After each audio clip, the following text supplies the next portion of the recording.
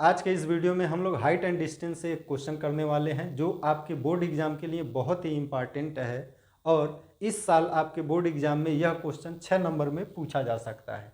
Question क्या कह रहा है, 60 मीटर ऊंचा एक मीनार है और इस मीनार की चोटी से एक मकान की छत तथा आधार को देखने पर अवनमन कोण क्रमशः 45 अंश तथा 60 अंश बनता है। ठीक है, इतना इंफॉर्मेशन आपके प्रश्न में दिया हुआ है।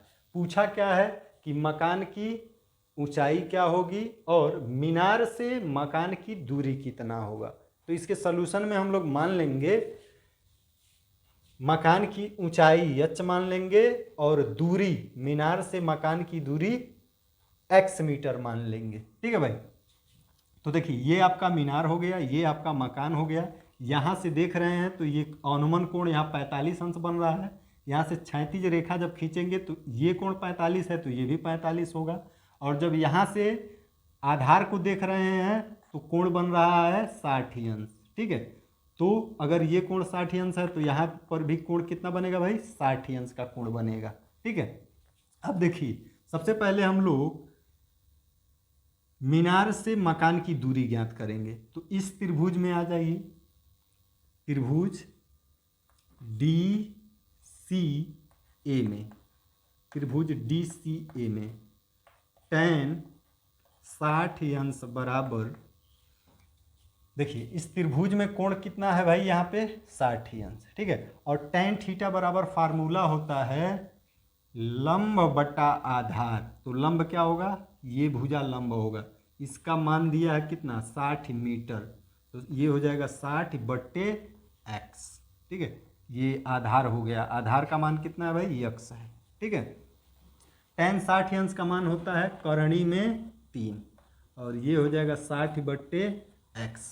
ठीक है, x इधर आ जाएगा और ये करणी में 3 इधर हो जाएगा, यानी x बराबर हो जाएगा आपका 60 बट्टे करणी में 3। ठीक है, अब इसका हर जो है वह करणी के अंदर आ गया है, तो इसको हटाने के लिए हम लोग क्या कर देंगे, परमेयीकरण कर देंगे, यानी करणी में 3 से नीचे गुणा कर देंगे, करणी में 3 से ऊपर गुणा कर देंगे। तो ये हो जाएगा 60 करणी में 3 बट्टे 3। करणी में 3 से गुणा होगा तो करणी हट जाएगा, 3 हो जाएगा। और इसको अब क्या करेंगे भाई, तो इसको हम लोग काट देंगे। तो काटने के बाद x बराबर कितना आ जाएगा, तो ये हो जाएगा आपका 20 तिहाई 60। कितनी बार में कटेगा, 20 बार में, तो 20 करणी में 3 मीटर। ठीक है भाई, तो ये आपका हो जाएगा दूरी, मीनार से मकान की दूरी कितना हो जाएगा, 20 करणी में 3 मीटर। ठीक है, अब हम लोग ज्ञात करेंगे h का मान। तो इसके लिए हम लोग चले जाएंगे त्रिभुज ई बी ए में। ठीक है भाई, ई बी ई में, और इसमें हम लोग ले लेंगे tan 45, tan 45 अंश। tan 45 अंश का मान कितना, tan 45 बराबर क्या होगा, पहले फार्मूला लगाएंगे हम लोग, tan थीटा बराबर लंब बट्टे आधार। तो इसके लिए लंब हो जाएगा ये कितना, 60 माइनस h। 60 माइनस h क्यों होगा समझ लीजिए, पूरा दूरी, ये आप पूरा हाइट 60 ही है। ठीक, इतना हम लोग h माने हैं तो ये भी इतना h होगा, तो इतना कितना होगा, टोटल 60 ही है, तो 60 में से h घटा देंगे तो ये वाला हाइट मिल जाएगा, यानी 60 माइनस h। और आधार इसका ये होगा, तो देखिए ये x है तो ये भी x होगा, यानी बट्टे x। ठीक है, tan 45 अंश का मान होता है 1, तो यहाँ 1 रख देंगे, बाकी वैसे ही उतार लेंगे। ठीक है, ये इधर गुणा होके हो जाएगा x बराबर 60 माइनस h। ठीक है, और h बराबर हो जाएगा, h को इधर लाइए, x को उधर ले जाइए, 60 माइनस x, h इधर आएगा प्लस हो जाएगा, x उधर जाएगा माइनस हो जाएगा।